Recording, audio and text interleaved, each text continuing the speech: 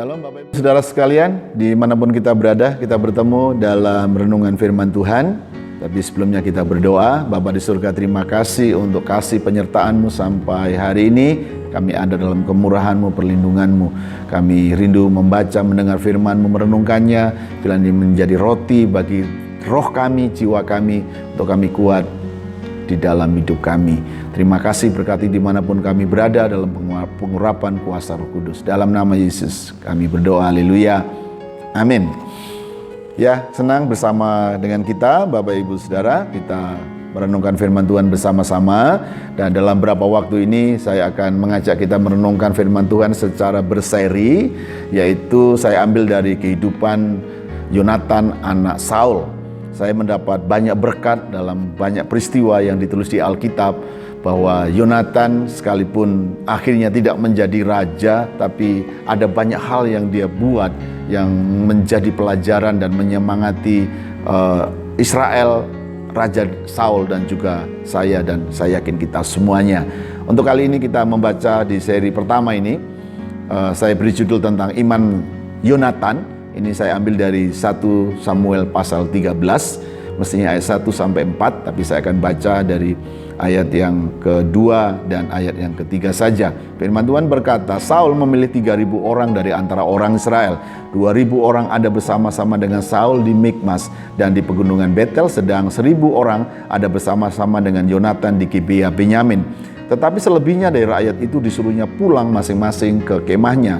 Yonatan memukul kalah pasukan pendudukan orang Filistin yang ada di Geba. Dan hal itu terdengar oleh orang Filistin. Karena itu Saul menyuruh meniup sangkakala di seluruh negeri.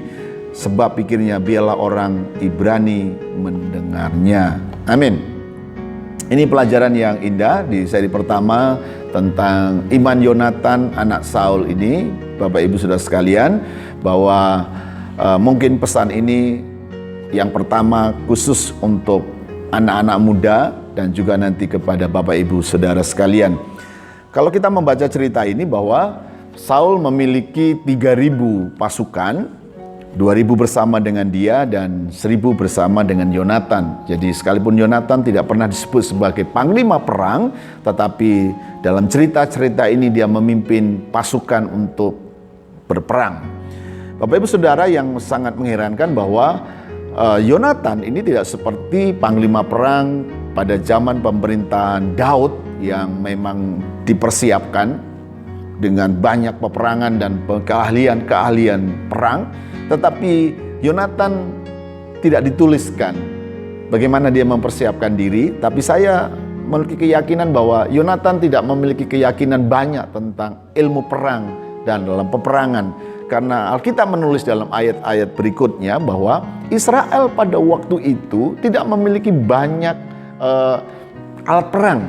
Bahkan disebutkan bahwa tukang besi saja di Israel tidak ada. Jadi mereka ketika menempa pedang atau menempa tombak, itu harus pergi ke Filistin.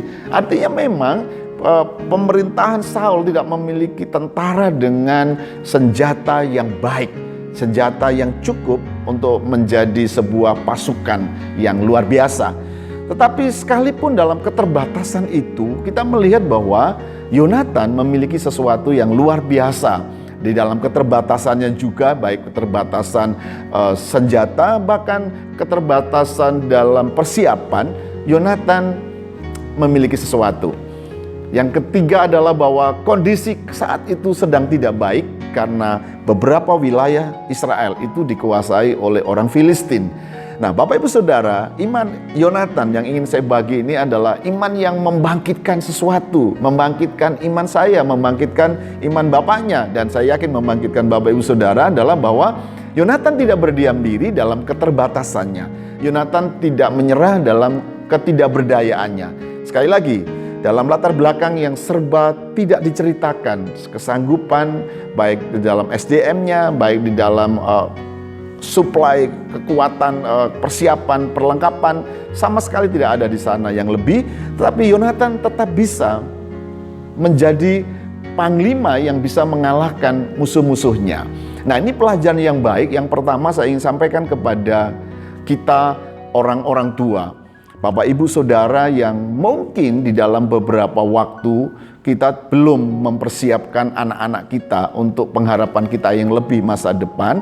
Ada beberapa orang tua yang tidak cukup mampu untuk mendidik anak-anaknya, mengarahkan anak-anaknya untuk masa depan yang lebih baik. Ada juga orang tua yang memang tidak peduli dengan anak-anaknya, terserah mereka bertumbuh, silahkan saja. Dan Bapak Ibu Saudara, pengalaman ini hampir mirip dengan pengalaman kita. Tetapi saya percaya bahwa sekalipun Saul, kita tidak terdengar cerita bagaimana dia mempersiapkan Yonatan, tapi akhirnya Yonatan menjadi sesuatu atau menjadi seseorang yang luar biasa. Nah, pesan yang ingin saya sampaikan kepada kita, Bapak Ibu Saudara, khusus untuk Bapak Ibu yang dalam keadaan yang saya sampaikan tadi, kita tidak boleh lemah, kita tidak boleh putus asa, kita tidak boleh berhenti berharap, bahkan kita tidak boleh marah dengan semua yang tidak baik ini. Tapi inilah waktunya dalam keadaan yang tidak baik ini kita berharap kepada Bapa di surga bahwa Tuhan dapat membangkitkan, menyelamatkan, bahkan memberi hal-hal baru, dan ini terbukti dalam diri Yonatan. Jadi sekali lagi, Bapak Ibu Saudara, mungkin seperti saya juga masih bergumul dengan anak-anak saya. Bapak Ibu Saudara, Bapak Ibu juga bergumul dengan anak-anakmu. Ada yang bergumul dengan cucunya, para pelayan hamba-hamba Tuhan yang juga berdoa untuk anak-anaknya belum seperti yang kita harapkan. Hari ini, mari kita lihat bahwa Yesus bagi kita masih memberi pengharapan. Amin. Seperti yang terjadi dalam cerita ini. Yang kedua, ini pelajaran untuk anak-anak muda. Saya mau sampaikan salam untuk anak-anak muda dimanapun berada. Keadaan kita mungkin juga sama tidak baiknya seperti Yonatan. Keadaan kita mungkin sedang terpuruk, keadaan kita sedang tidak baik, kita tidak dipersiapkan sedemikian rupa, kita tidak punya kesempatan belajar, kita tidak punya kesempatan seperti kawan-kawan lain. Tapi jangan berhenti untuk berharap, karena jika kita berharap kepada Tuhan Yesus, jika kita menyerah kepada Tuhan Yesus, dan yang paling utama, perhatikan bahwa Yonatan itu mau mengambil tanggung jawab. Mestinya dia bisa menolak karena dia tidak mampu. Dan kita kalau dengar ceritanya di dalam cerita Daud, itu ternyata yang menjadi panglima bukan anak-anaknya, karena ada orang-orang yang hebat. Tapi pada waktu itu tidak ada orang yang hebat, hanya Yonatan saja yang dipercaya. Dan Yonatan dalam segala keterbatasannya, dia tidak berhenti, dia tidak menolak, dia tidak mengundurkan diri, dia mengambil tanggung jawab itu. Saya mau sampaikan kepadamu, hai anak-anak muda, jangan membiarkan dirimu terlalu lama berdiam diri, tidak mengerjakan apa-apa, tanpa visi, tanpa kerinduan, tanpa semangat. Kau membiarkan dirimu dalam kelemahan dan kau menyerah. Aku tidak bisa buat apa-apa, aku tidak bisa buat apa-apa, aku tidak punya apa-apa sebagai modal dan sebagainya. Mari lihat Yonatan. Yonatan dalam keadaan yang sama seperti kita, tapi dia mengambil tanggung jawab. Dia mengambil tanggung jawab. Dia mau memimpin pasukannya. Dia bahkan tidak hanya memimpin, dia pergi untuk mengerjakan tugasnya sebagai panglima perang, mengalahkan pasukan pendudukan orang Filistin. Teman-teman muda, lihat. Cerita ini menggambarkan bagaimana bahwa Yonatan itu mengalahkan pasukan pendudukan. Artinya bukan sedikit tentara perwiranya, sepasukan yang berkuasa di satu wilayah itu dikalahkan oleh Yonatan. Tidak ada cerita lain-lain. Yonatan seperti dalam sunyi senyap, tapi ada pergerakan. Dia punya kemauan, dia punya tenaga, dia punya semangat. Anak-anak muda, dimanapun kau berada, pelajaran Yonatan, iman Yonatan yang pertama ini adalah iman yang semangat, tanpa pemberitahuan, tanpa cerita. Sekarang banyak anak muda banyak cerita.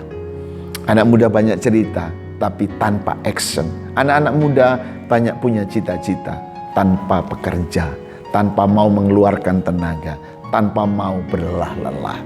Anak-anak muda hari-hari ini habis di kamar, habis di situasi-situasi, menikmati. Seperti sesuatunya sudah selesai semuanya. Tidak ada sesuatu yang dikerjakan di masa depan. Ini sama dengan Yonatan. Yonatan sebenarnya kalau mau diam saja di rumah sudah bisa. Sudah kita terima saja kerajaan Saul seperti ini, sudah kita terima. Yang lain mau dikuasai orang Filistin, yang lain mau diperintah sama bangsa lain, terserah. Yang penting kami aman di sini. Yonatan bisa saja seperti itu. Tapi Yonatan itu tahu bahwa ada bagian yang menjadi milik Israel. Ada bagian yang menjadi milik mereka yang tidak bisa didapat begitu saja karena memang ada musuh di sana. Yonatan harus pergi perang, Yonatan harus berjerih lelah, Yonatan harus mengeluarkan tenaga, dan mungkin beberapa anak buahnya meninggal, mati dalam peperangan. Tapi actionnya itu telah menggemparkan Filistin. Filistin gempar karena bagaimana mungkin ada orang perang tanpa senjata. Bagaimana bisa mengalahkan musuh-musuh tanpa senjata. Dan ini sangat menghebohkan. Dan kalau kita bicara tentang keadaanmu, anak-anak muda, mungkin kau juga sama, tidak punya banyak hal yang baik, tidak punya kesempatan yang baik, tidak punya kesanggupan yang serius, SDM-mu terbatas. Tidak berarti kau tidak bisa melakukan apa-apa. Tuhan dapat memberi semangat kepadamu dan memberi ide-ide yang luar biasa. Sekali lagi, Yonatan menghebohkan orang Filistin karena memang Israel tidak punya senjata. Hanya Yonatan saja yang punya senjata, tapi bisa mengalahkan pasukan pendudukan. Ini luar biasa. Artinya bahwa Yonatan itu pertama memiliki semangat, dia memiliki visi. Tapi jika dia bisa berkreativitas, dia mempergunakan apa saja, saya tidak tahu, kita tidak tahu dengan apa pasukan Yonatan berperang. Mungkin dengan kayu, dengan bambu, atau apa saja, dengan batu, apa saja. Tapi sekali lagi dalam hukum rohani, Tuhan itu mendukung orang-orang yang punya iman. Dalam hukum rohani, Tuhan itu sangat senang dengan orang yang punya progres. Dia rindu maju, dia rindu maju. Tapi Tuhan membenci orang-orang yang malas. Kalau kita baca Amsal itu, orang-orang yang malas itu akan dibenci oleh Tuhan. Nah, saya mau mengajak kepadamu, hai anak-anak muda, bangkitkan semangatmu. Bangkitkan imanmu, lihat masa depanmu. Masa depan kita tidak ditentukan oleh kesempatan yang ada, tapi ditentukan oleh imanmu. Sebab kalau kesempatan ada, engkau tidak punya iman, engkau tidak punya semangat, engkau akan diam saja. Tapi orang yang tidak punya kesempatan, tetapi memiliki pengharapan, memiliki iman, memiliki dorongan tenaga untuk maju, dia akan mencipta kesempatan, dia akan merobos keadaan dan mencipta kesempatan-kesempatan. Hari ini pesannya jelas buat kita. Pelajaran Yonatan yang pertama, iman Yonatan itu adalah membangkitkan semangatnya, membangkitkan gairahnya, dan semangatnya itu mempengaruhi orang-orang sekelilingnya. Saya berdoa, ayo Bapak Ibu yang di rumah, yang belum melihat apa yang baik, kita berdoa satu kali anak kita, cucu kita akan melihat apa yang baik. Anak-anak muda yang belum lihat apa yang baik, berdoa, bangkitkan semangatmu. Lihatlah Tuhan sedang mempersiapkan kita untuk melihat apa-apa yang baik di depan. Tuhan Yesus memberkati. Kita berdoa. Bapa di surga, kami bersyukur untuk pelajaran tentang Yonatan ini. Biarlah membangkitkan semangat kami, membangkitkan gairah kami. Kami berdoa untuk Bapak Ibu kami sekalian, orang tua. Beberapa kami mungkin lemah, beberapa kami mungkin lalai, tidak mempersiapkan anak-anak kami. Ampuni kami Tuhan, tapi berikan kami pengharapan, beri kami hikmat untuk kami mendidik mereka. Kami berdoa untuk anak-anak muda dimanapun berada. Mereka sedang lemah, tidak berdaya, mereka sedang terkungkung stres, mereka sedang terbebani, mereka sedang hampir-hampir menyerah. Hamba-Mu berdoa di dalam nama Yesus, biarlah iman Yonatan sampai di dalam hati kami, dan kami dibangkitkan sehingga kami dapat mengalahkan musuh-musuh kami, musuh kelemahan, musuh sakit penyakit, musuh ketidakberdayaan, musuh kemalasan, membuat kami dapat menerobos semua keadaan ini, dan kami beroleh kesempatan yang baru. Berkati firman-Mu, berkati kami semua di dalam nama Tuhan Yesus. Kami berdoa juga untuk setiap keluarga kami, berdoa untuk negeri kami Indonesia ini, biarlah anugerah-Mu semakin bertambah sehingga kami segera keluar dari keadaan yang tidak baik ini, karena Tuhan mengasihi kami semua. Terima kasih, Tuhan Yesus memberkati di dalam nama Yesus. Haleluya. Amin. Tuhan Yesus memberkati kita. Amin.